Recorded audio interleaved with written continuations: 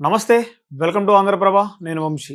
ఈరోజు ఈ మధ్యకాలంలో మనం ఎక్కువగా చూసేది పక్షవాతం. చిన్న వాళ్ళకి, పెద్దవాళ్ళకి ఎందుకు హార్ట్ అటాక్ టైప్‌లో వచ్చే రకంలోనే దీన్ని కూడా పక్షవాతంగా వస్తూ ఉంటది. మరి కాళ్ళు చేతులు పడిపోతాయి. నడిచి ఉన్న వ్యక్తి కూడా ఆ టైంలో నడవలేని పరిస్థితి వస్తూ ఉంటది. అసలు ఎందుకు వస్తుంది ఈ పక్షవాతం? ఒకవేళ వస్తే ఎన్ని రోజులు తగ్గిద్ది? ట్రీట్మెంట్ ఏంటి? ఒకసారి అడిగే ప్రయత్నం చేద్దాం. ఒకసారి నమస్కారం సార్. నమస్తే. పక్షవాతం అనేది ఇప్పుడు చాలా ఇబ్బందికరంగా అయిపోయింది. నడవలేని పరిస్థితి. ఎవరో ఒకళ్ళు సాయం చేసి తప్ప వాళ్ళ పనులు చేసుకునే పరిస్థితికి వస్తున్నారు. సో వస్తే ఎలా ఉంటది? రాకుండా ఫస్ట్ జాగ్రత్త ఎలా పడాలి? వచ్చిన తర్వాత ఇంకా జాగ్రత్తలు ఎలా తీసుకోవాలి? పక్షవాతం అనేది వాస్తవానికి ఆ వ్యాధుల్ని ఈ పేరుంది. వాతము అనే పేరు వస్తుంది. కాబట్టి ఇది ఒక భాగానికి కుడి పక్కో ఎడం పక్కో వచ్చేదాన్ని మనం పక్షవాతం అని అంటాం. అయితే పక్షవాతానికి మూలం ఏంది అంటే మనకు వాతం. వాతం అంటే ఏంది అంటే దీర్ఘకాల మలబద్ధకం. ఈ దీర్ఘకాల మలబద్ధకం ఎప్పుడైతే మనిషిలో పేర్కొన్నదో దాని కారణంగా చిన్న మెదడులో కొన్ని రక్తపు ఉండలు తయారవుతాయి. వాటిని నిరోధించడానికి ఈ ఆయుర్వేదంలో కానీ సిద్ధ వైద్యంలో కానీ అనేక రకాల మూలికలు ఉన్నాయి. తర్వాత వాళ్లకు ముఖ్యంగా పేగులు శుద్ధి కావటానికి ఎన్నో రకాల మూలికలతో మేము శుద్ధి చేస్తాం ఆ పేగులను. దాంతోటే సగం పోతుంది. ఆహార విహార నియమాలతో సగం తగ్గుతుంది.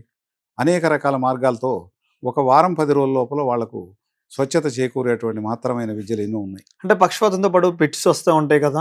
సో మైగ్రేన్ కూడా వీటికి సంబంధించిన విషయం చెప్తున్నా. దాని గురించి ఒక 2 నిమిషాలు చెప్తారా మాకు? ఈ పక్షవాతం అనేదానికి మైగ్రేన్ అనేదానికి ఒక రకంగా చెప్పాలంటే అన్నదమ్ములే ఈ రెండు. ఎందుకంటున్నాం అన్నదమ్ములు అంటే ఈ మైగ్రేన్ అనేది కూడా దీర్ఘకాల మలబద్ధకం వాతంతో వస్తుంది. మైగ్రేన్ అంటే ఒక కన్ను అదరటము, లేకపోతే ఒక కంటి పై భాగంలో నొప్పి రావటం, ఇవన్నీ వస్తుంటాయి. దీనికి కూడా మలబద్ధకం కారణం. రెండోది ఏంటంటే వాతం. ఈ వాతము మలబద్ధకం రెండింటి యొక్క సమూహమే చిన్న మెదడులో ఒక రకమైన దోషం ఏర్పడుతుంది. దాని కారణంగా ఈ మైగ్రేన్ వస్తుంది. మైగ్రేన్కు మనకు మా సిద్ధమూలికా వైద్యంలో నాసిక అంటే ముక్కు ద్వారా ఇచ్చే తైలాలు, తర్వాత పేగులను శుభ్రపరిచే విరోచన మాత్రలు, ఇవన్నీ వీటితో తగ్గించడానికి ఎన్నో గొప్ప విషయాలు ఇందులో ఉన్నాయి. పిట్స్ కూడా దీనికి సంబంధించిన చెప్తున్నారు కదా. పిట్స్ అనేది ఆంగ్లేయుల మాట. మా భాషలో ఇది మూర్ఛ అంటాం మేము.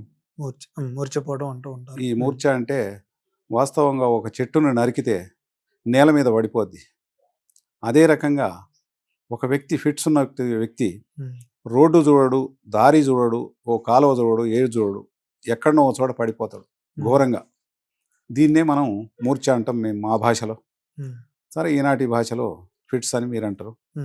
దీనికి మార్గం కూడా వాస్తవం చెప్పాలంటే చిన్న మెదలో చిన్నటువంటి సద్దగింజ అటువంటి కణుతులు ఉంటాయి. ఆ కణుతులు ఎటువంటి అంటే ఒక రకమైనటువంటి దుర్మాంసంతో కూడుకున్నటువంటి కణుతులు అవి.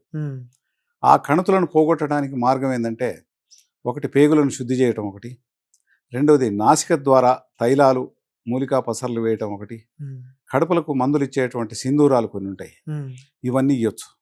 మూడోది త్రాటక క్రియ అని యోగ విద్యలో ఉంది. ఈ త్రాటక క్రియ అంటే వాస్తవంగా యోగా గురువులు నేర్పుతుంది. ఈ త్రాటక క్రియలో ఆవునేయి దీపాన్ని చూస్తూ చిన్న మెదడుని స్థిరత్వంగా చేసుకోగలిగితే వాళ్లకు ఈ ఫిట్స్ మూర్ఛ అనేది పోద్ది. రెండోది వాళ్ళల్లో ముఖవర్చస్సు వస్తుంది. మళ్ళీ తిరిగి సంపూర్ణ ఆరోగ్యవంతులు అవుతారు. Thank you.